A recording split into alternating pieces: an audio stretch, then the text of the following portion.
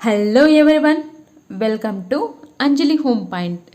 ఈరోజు వచ్చేసి మా ఇంట్లో జరిగిన కృష్ణాష్టమి పండుగ వ్లాగ్ని నేను మీతో షేర్ చేసుకోబోతున్నానండి.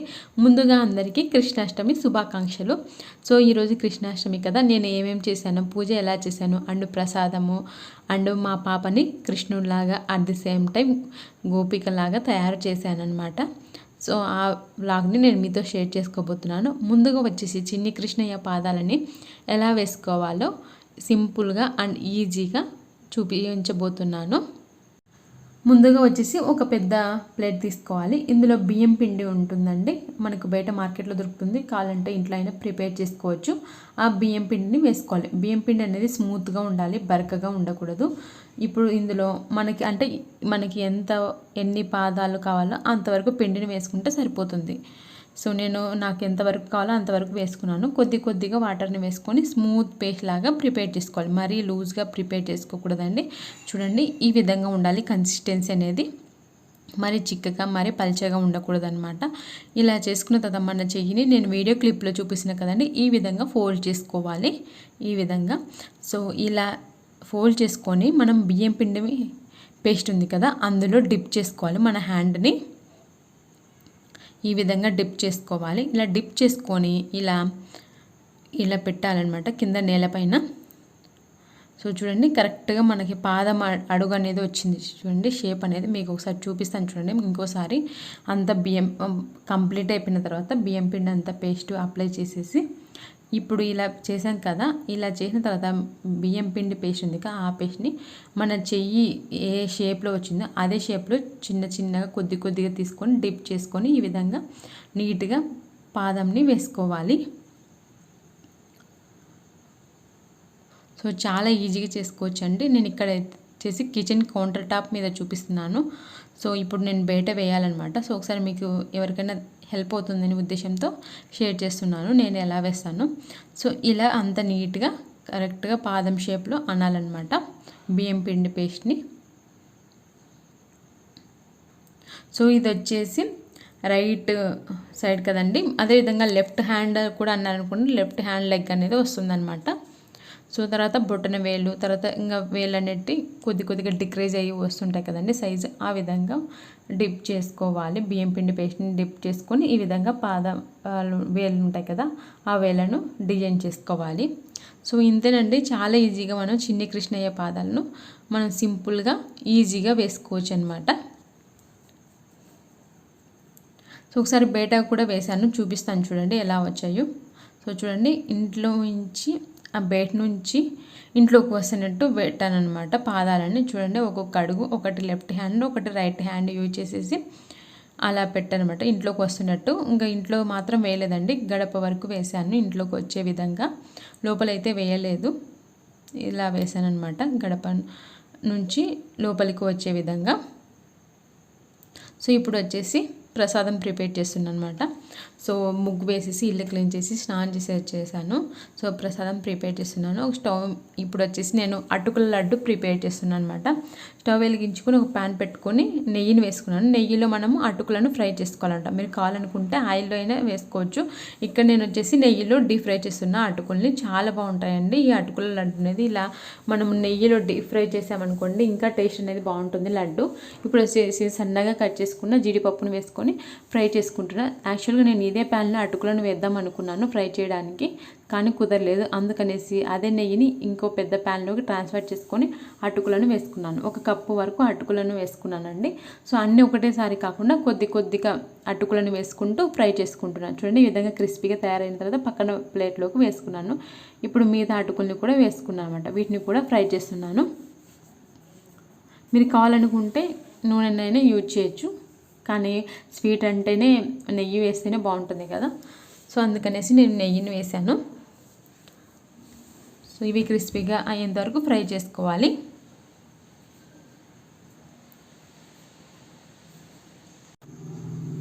చూడండి, ఈ విధంగా రావాలన్నమాట. ఇప్పుడు అదే ప్యాన్లోని నెయ్యిని పక్కకు తీసేసి క్లీన్ చేసుకున్నాను.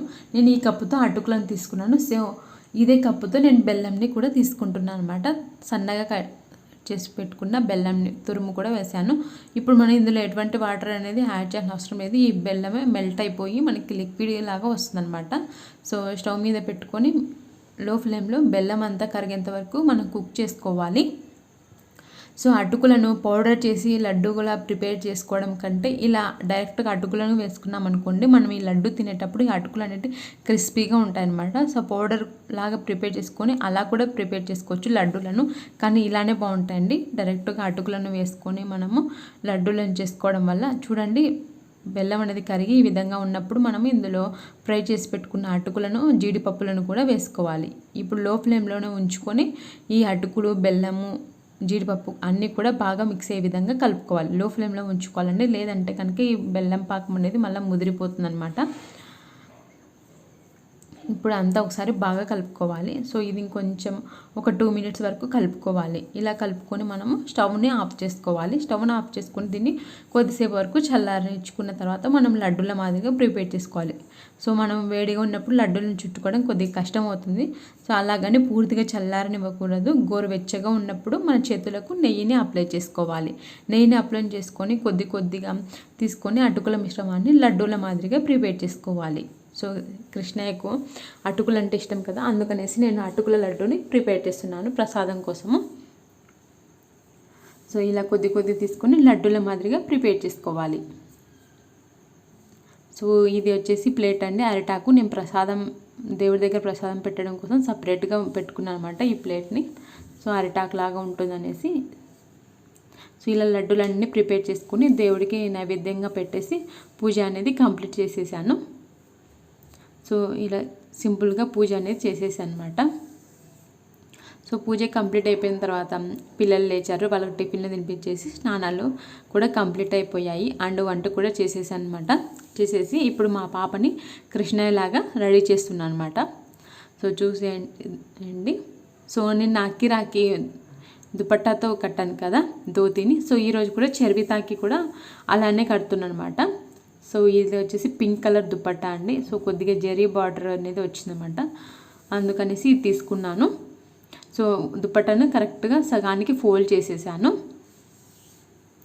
సగానికి ఫోల్డ్ చేసేసి కరెక్ట్ మిడిల్ పార్ట్ ఉంటుంది కదా, ఈ విధంగా ఫోల్డ్ చేసుకోవాలి. కరెక్ట్గా ఇది ఉంది కదా. సో ఇక్కడ నుంచి మనం ధోతిని కట్టాలి. నిన్న అకిరాకి కట్టాను కదా, అలా కాకుండా ఈరోజు చర్వితాకి కొద్దిగా డిఫరెంట్గా కడుతున్నాను, చూసేయండి. సో కరెక్ట్గా నేను మిడిల్కి ఫోల్డ్ చేశాను కదా, అది బ్యాక్ సైడ్ వెళ్ళాలన్నమాట. సో మనకి 2 సైడ్స్ ఈక్వల్గా ఉండాలి అనమాట క్లాత్ అనేది. సో హైట్ ఎంతవరకు ఉంటుందో అంతవరకు ఉంచుకొని మిగతాది పైన ఫోల్డ్ చేయండి. ఈ విధంగానే ఫోల్డ్ చేసుకోవాలి. సో నిన్న అకిరాకి ఆన్లైన్ క్లాసెస్ కోసమని నిన్న అకిరాని రెడీ చేసేసాను. సో ఈరోజు వచ్చేసి చర్వితాను రెడీ చేస్తున్నాను అనమాట. సో ఇలా కరెక్ట్గా టైట్గా పెట్టేసి ఇక్కడ ఒక సేఫ్టీ పిన్ పెట్టాలి జాగ్రత్తగా, అండ్ టైట్గా కూడా పెట్టాలండి, లేదంటే కనుక మళ్ళీ ఊడిపోతుంది అనుకోండి, చాలా కష్టంగా ఉంటుంది.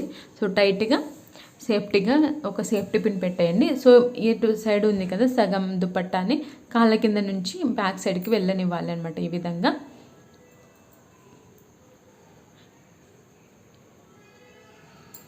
ఇలా వెళ్ళనిచ్చి నేను ఇక్కడ జరీ బార్డర్ వచ్చింది కదండి, అక్కడ నిన్న ఫోల్డ్ చేశాను కదా అకిరాకి కట్టేటప్పుడు చూడండి, ఈ పార్ట్ చేశాను కదా ఫోల్డ్, కానీ ఈరోజు వచ్చేసి ఈ విధంగా చేస్తున్నాను అనమాట. ఈ విధంగా మనకు శారీకి ఫ్రిల్స్ వేసుకుంటాం కదా, అలా ఫ్రిల్స్ వేసుకొని ఇక్కడ నేను నిన్న సేమ్ ఎలా వేసానో అలానే చేస్తున్నాను అనమాట. కానీ దానికి దీనికి కొద్దిగా డిఫరెన్స్ ఉందండి. దీనికి వచ్చేసి సైడ్గా కొంచెం కుచ్చుల మాదిరి వచ్చిందనమాట, వెడల్పుగా బాగా.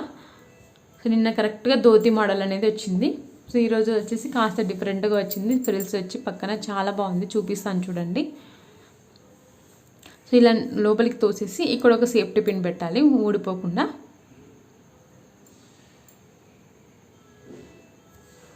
సో అటు సైడ్ కూడా వచ్చేసి అటు సైడ్ క్లాత్ ఉంది కదా, ఆ క్లాత్ని కూడా ఇదే విధంగా కాళ్ళ కింద నుంచి బ్యాక్ సైడ్కి వెళ్ళనివ్వాలి.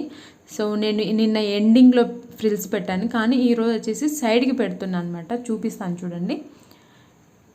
సో చూడండి ఆ చర్వితాకి సైడ్కి కొద్దిగా కుచ్చుల మాదిరి వచ్చింది చూడండి అటు సైడ్కి. సో నేను ఇలా చేసిన పాపం తను సైలెంట్గానే ఉంది, పెద్దగా విసిగించలేదండి. అవన్నీ కొత్తగా ఉండేసరికి ఆడుకుంటుంది. సో ఇటు సైడ్కి తోసేసి లోపలికి ఇక్కడ కూడా ఒక సేఫ్టీ పిన్ పెట్టుకోవాలి.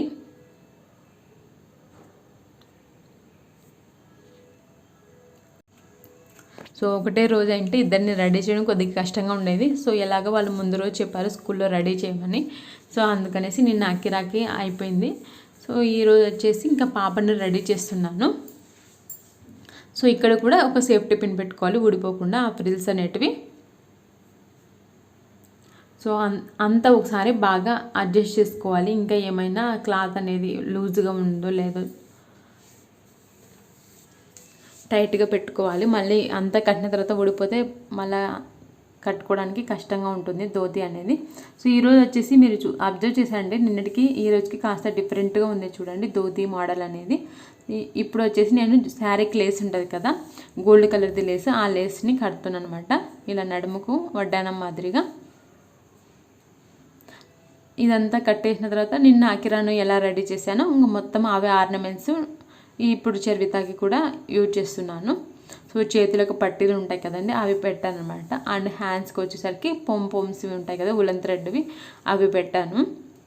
సో తను రెడీ చేసేసరికి కొత్తగా చూస్తున్నాను అనమాట ఇలా రెడీ చేస్తుంది ఏంటనేసి. సో నిన్న అకిరాకి చెవికి కమ్మలు పెట్టాను కదా అవి పెడుతుంటే చర్విత ఏడుస్తుంది, అందుకనేసి తీసేసాను అనమాట. తీసేసి మనకు వైట్ కలర్వి స్టోన్ వచ్చిన స్టిక్కర్స్ ఉంటాయి కదా ఆ స్టిక్కర్స్ పెట్టనమాట చెవులకి.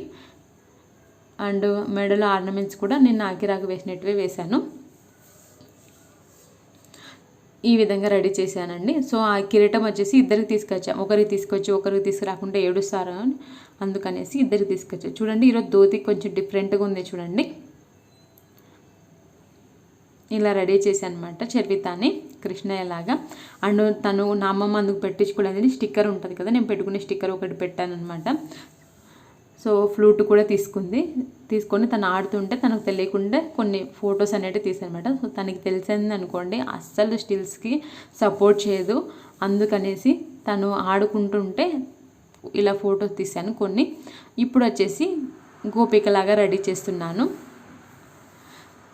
ఆ డ్రెస్ చేంజ్ చేసేసి సో ఆ దుప్పట్టాకు ధోతికి యూజ్ చేశాను కదా అది దుప్పట్టాతో ఈ విధంగా రెడీ చేస్తున్నమాట.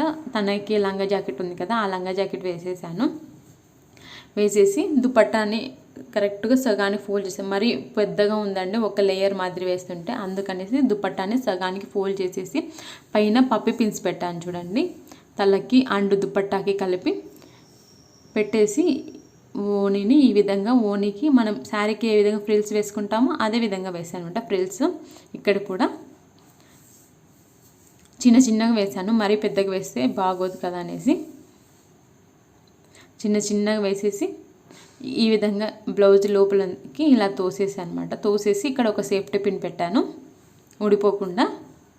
అండ్ కన్నుకి ఇటు సైడ్ చూడండి మనకి వైట్ కలర్ స్టిక్కర్స్ ఉంటాయి కదా ఆ స్టిక్కర్స్ పెట్టామట. గడ్డం దగ్గర కూడా ఒకటి అండ్ చెవులకు కూడా పెట్టానమాట కమ్మల మాదిరిగా ఉంటుందనేసి. తను తీసేసింది. సో కన్నుకి ఇటు సైడ్ గోపిక అంటే కొంచెం డెకరేషన్ ఎక్కువగానే ఉంటుంది కదా, కన్నుకి అటు సైడ్ పెట్టి గడ్డానికి పెట్టాను. అండ్ పాపిట్ దగ్గర కూడా ఒక స్టిక్కర్ పెట్టాను.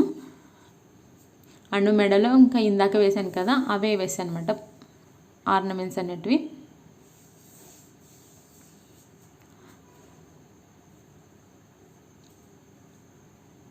టీవీలో సాంగ్స్ వస్తున్నాయి అందుకనేసి టీవీ చూస్తున్నాను అనమాట. సో అది నాకు కొద్దిగా హెల్ప్ అయింది టీవీ చూడడంతో. నేను రెడీ చేస్తున్నాను.